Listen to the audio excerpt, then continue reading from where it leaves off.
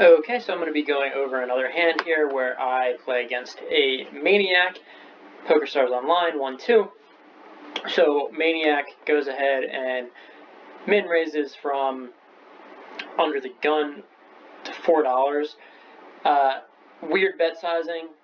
We get another villain that goes ahead and calls from under the gun +1, under the gun +2 calls, and then we get the hijack calling as well. So the first villain to call is kind of a tight passive player. Second villain, only 100 hands with them, a little more loose passive. And then the other villain to call is a tight aggressive player, although they only 3-bet 3% of the time, which even at 9 max is a little bit low. So I have pocket jacks. Pocket jacks, yeah, you can call and see it multi-way, but I kind of want to get some protection. The fact that you have a Maniac min raising from under the gun, he's likely to just get it all in with something really bad pre-flop. Also, the fact that all of these other players are just calling, they're kind of capping their range and calling here. Unless they're trying to trap in the hopes that somebody else will 3-bet, and then they can just go ahead and 4-bet. But that's kind of a sophisticated play that only works in certain scenarios, and not a lot of amateur players run, and I don't think any of these other callers are necessarily good players. This more so reminds me of if you're ever playing live at a casino and it's just kind of one of those limp, everybody just wants to see a flop type deals. So I'm in a spot where I want protection. Oh, and we get another caller, so the cutoff calls, and I don't think calling in the cutoff is necessarily that bad of a play.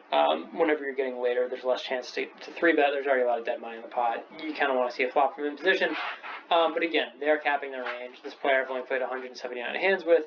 They're voluntarily putting money in the pot 27% of the time, which I know, unfortunately, you can't see the HUD stats of the villains in this video, but I'm just going to read them off as necessary. So, a lot of dead money here, and I have a very strong hand, and my opponents are kind of capping their ranges by calling, with the exception of the initial open raiser, who is, like I've said before, a Maniac, who I am just happy to get my money in pre-flop. Like, I'll get all my money in pre-flop against this player with pocket jacks. No issue at all. So they go ahead and put in a little min raise here. Everybody else folds because, like I said, they're just not necessarily playing strong poker and doing that stuff. So I just go ahead and shove. I'm happy to get it all in. I've seen this villain get it all in pre-flop with 7-8 suited, with 6-7 offsuit. I've seen this player donk bet. Donk betting is whenever you were the caller on the previous street. So say you call from the big blind pre-flop against a raise, and then you lead into your opponent. I've seen him min donk with 7-deuce offsuit and no pair, just doing a lot of stuff that doesn't make any sense. He's voluntarily putting money in the pot 79% of the time. He's 3-betting more than 10% of the time. He's just splashing around, trying to gamble, and it's great for me, great for the game. Anytime I have a strong hand like pocket jacks and I can get it all in pre-flop, I'm going to do that. So the money essentially all goes in here.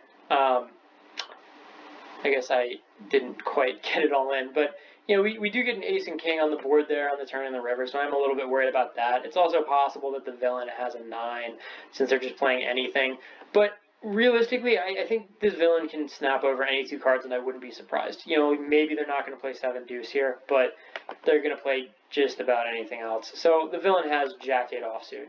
Monster, right? How can you not? So, like I said, just happy to get my money all in pre-flop against this opponent whenever I can and whenever I'm strong. So scoop up a nice pot there, $413, a little over 200 big blinds. So yeah, just solid, and it's fun playing against a Maniac, man. They can be a great source of profit. Just a general rule of thumb: whenever you're playing a table against experienced, tight, aggressive regulars online, it's just very hard for it to be profitable. You can play a little bit better than them. People aren't going to play perfect GTO strategy, and you can find little ways to exploit them. and it can be kind of fun doing stuff like that, but it also can be kind of frustrating. And at the end of the day, if I can find tables where there are fish sitting and just play with them, I'm just going to win so much more money. And people out there who have egos attached to their poker games might say, well, game selection is for other people, it's not for me. And that's an absolute joke. Because look, if you're playing against good poker players and you're a very good poker player, you can win, I don't know, maybe 5 big blinds per every 100 hands played. If you have 8 other competent poker players at the table, and that's maybe, because that game's getting raked and you're playing against good players. That's hard. But if you introduce one fish to the table, that win rate is just going to start going up. You have 2, 3, maybe you don't have any fish, but you have 3 or 4 players who are playing very suboptimally. They're calling a little bit too wide pre-flop. They're, just doing things they're not supposed to be doing, and that's going to up your win rate. And I think just your win rate is just very dependent on the skill level of your opponent long term. Poker's kind of like golf in that, in golf they say it's not about hitting a great shot, it's just about not hitting bad shots, right? Just putting yourself in position to be successful. And poker's kind of the same way, where it's not necessarily about making great, outstanding plays. Amateurs try to get into that fancy play syndrome sometimes.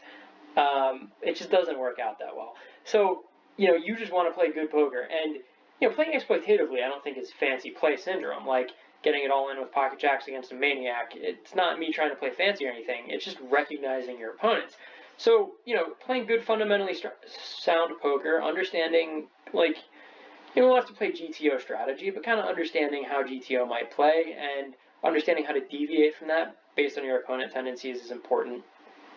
So, this is just, a good, fun example of,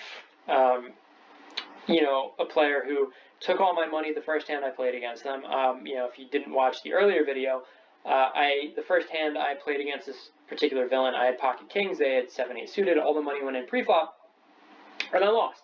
And rather than stewing about it and being angry, okay, maybe I did that for a second, but no, not really.